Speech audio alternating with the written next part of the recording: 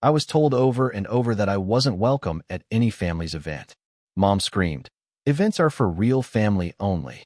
So when I got married, I didn't invite them and they lost it, demanding to fix things. But I made one call that ended it all. I, 32M, grew up being told I wasn't really part of the family. Mom would say it during holidays, during birthdays, during every gathering that mattered. Events are for real family only, she'd repeat, like some mantra she'd convinced herself was true. My older brother and younger sister got the love, the attention, the belonging. I got the leftover space at the table, if that. It started when I was 8. Dad had an affair, left Mom for another woman, and somehow I became the physical reminder of his betrayal in her eyes. I looked like him, talked like him, existed like him.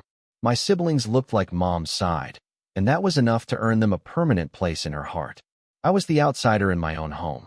Every Christmas, every Thanksgiving, every birthday party for my siblings, I'd hear the same thing. "This is family time. You can stay in your room." When I'd ask why I couldn't join, Mom would give me that cold stare and say I should know better than to insert myself where I wasn't wanted. My brother would smirk. My sister would look away. Nobody defended me. Not once. I learned to make myself small. I'd hear them laughing downstairs while I sat alone with whatever book I could find. I'd smell the holiday dinners I wasn't invited to share. Sometimes extended family would ask where I was, and Mom would make up some excuse about me being sick or busy. The truth was simpler and crueler. I wasn't welcome. When I turned 18, I left for college and barely looked back. I worked 2 jobs to pay my way through because Mom made it clear I wouldn't get the same financial support my siblings received. That was for real family, she'd said.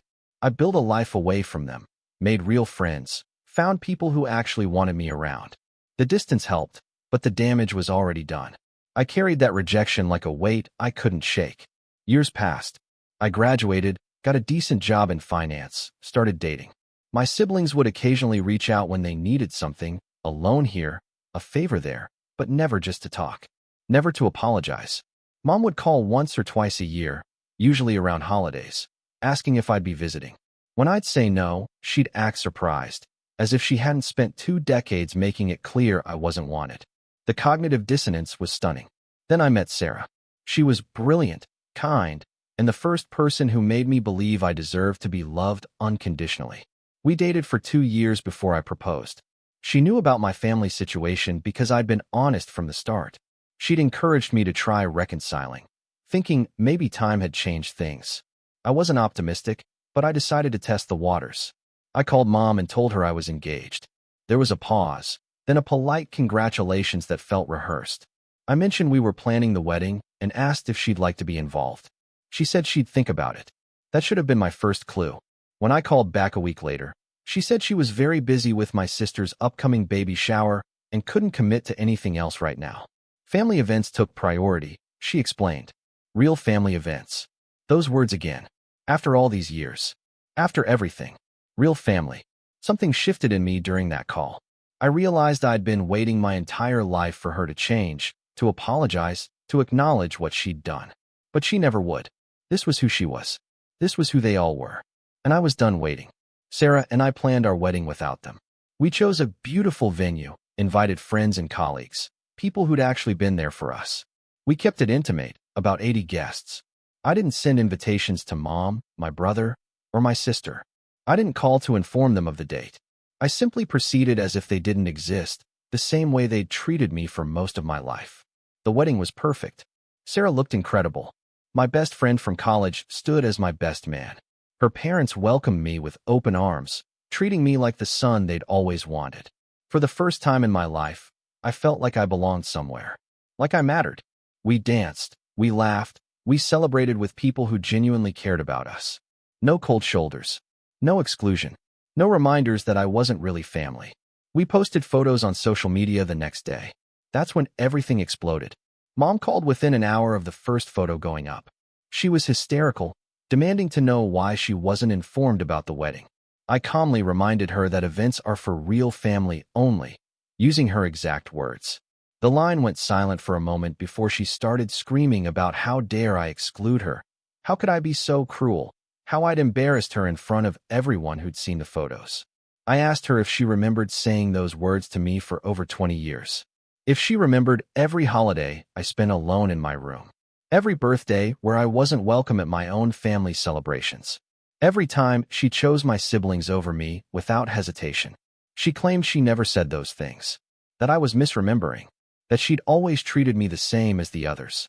The gaslighting was immediate and aggressive. When that didn't work, she switched tactics. She insisted it was different back then, that I was being dramatic, that she'd done her best as a single mother. Every excuse except an apology. My brother called next. He said I was being petty and childish. That mom was devastated, and I needed to fix this. I asked him if he remembered all those times he smirked while I was excluded, all those family gatherings where he enjoyed himself while I sat alone upstairs. He got defensive, saying it wasn't his job to parent me, that he was just a kid too.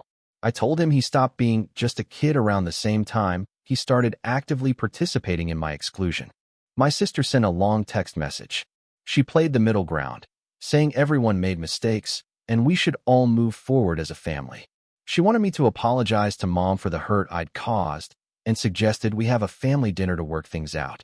I replied asking if she'd ever once stood up for me, if she'd ever questioned why I wasn't at the celebrations, if she'd ever thought about how it felt to be the only one excluded. She didn't respond. Over the next few days, the calls and messages intensified.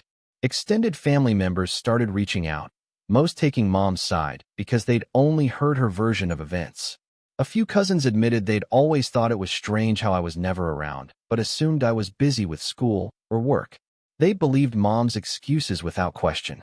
Mom organized a family meeting without me and apparently spent 2 hours painting herself as the victim of an ungrateful, cruel son who'd excluded her from his wedding out of pure spite.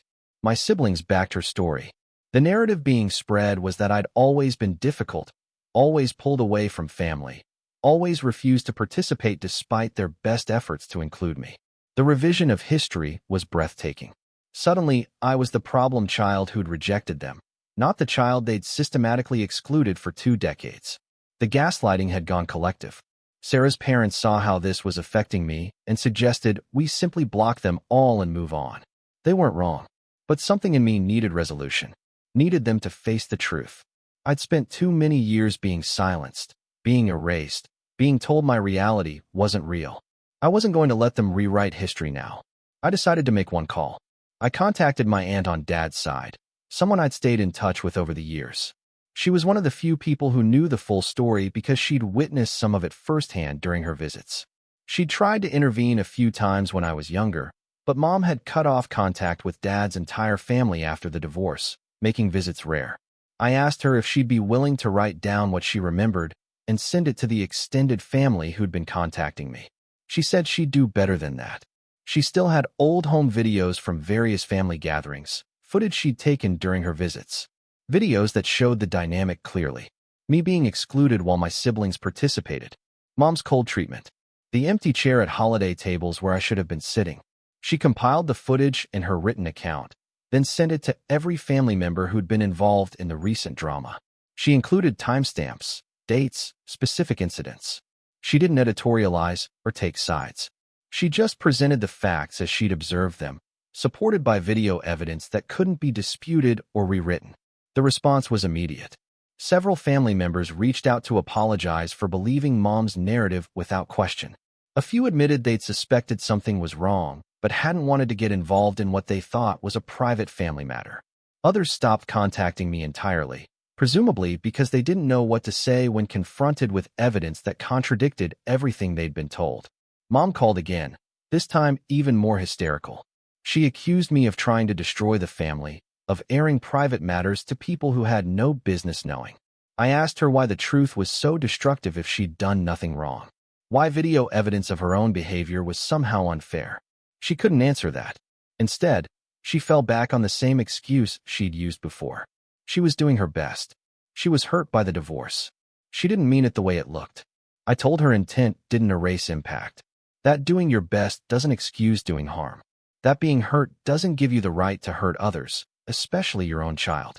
She started crying, saying I was breaking her heart, that I was supposed to be the bigger person and forgive her. I asked her why I was supposed to be bigger than the adult who raised me. Why the burden of repair fell on the child who was wronged rather than the parent who did the wronging. She had no answer for that either. My brother sent one final message saying I'd gone too far, that I should have handled this privately instead of involving extended family. I pointed out that he'd had 20 years to handle it privately by standing up for me or questioning Mom's treatment. He'd chosen silence then. He didn't get to demand privacy now that the truth was inconvenient. My sister called, more subdued this time. She admitted she'd known things weren't right, but hadn't known how bad it was because she was younger and Mom had shielded her from the worst of it. She said she was sorry, that she should have done more. It was the closest thing to a real apology I'd received from any of them, but it still felt incomplete. Sorry didn't undo the damage. It didn't give me back those years. I told her I appreciated the apology but needed space. That I wasn't ready to rebuild anything with people who'd spent decades tearing me down. She said she understood and hoped maybe someday we could try again. Maybe, but not now. The calls eventually stopped. The messages dried up. Mom made one last attempt, sending a long email detailing all the ways she'd supposedly tried to be a good mother, listing things she'd done for me that I'd apparently forgotten. Most of them were basic parental obligations, things like keeping a roof over my head and food on the table. She seemed to think those basics offset years of emotional abuse and exclusion. I didn't respond. Sarah and I moved forward with our lives. We bought a house, started talking about kids, built traditions with her family and our friends. I still carry the scars of growing up unwanted, but they're healing slowly. Therapy helps. Having people who genuinely love me helps more. Sometimes I wonder if I should have handled it differently, if I should have tried harder to reconcile or been more forgiving. Then I remember 8-year-old me sitting alone in his room while his family celebrated downstairs.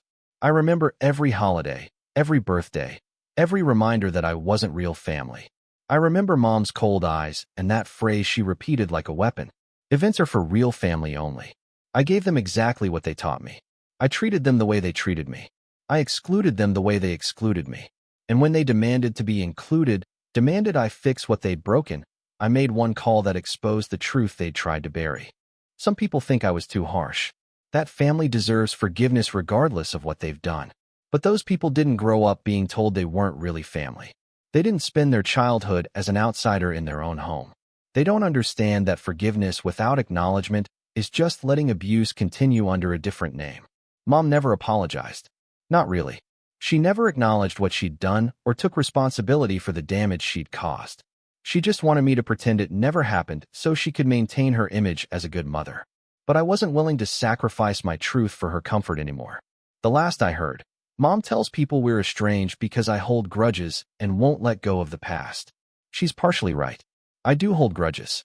I hold them against people who spent 20 years making sure I knew I wasn't wanted, then acted shocked when I finally believed them. My wedding was beautiful. It was filled with love and acceptance and belonging. Everything my childhood wasn't. And I have no regrets about who wasn't there. Because events are for real family only. And they taught me they were never really my family at all. Thank you for watching. If you enjoyed this story, please hit that subscribe button. Don't forget to give it a thumbs up and share it with friends or family who might enjoy it too. Your support means a lot to us.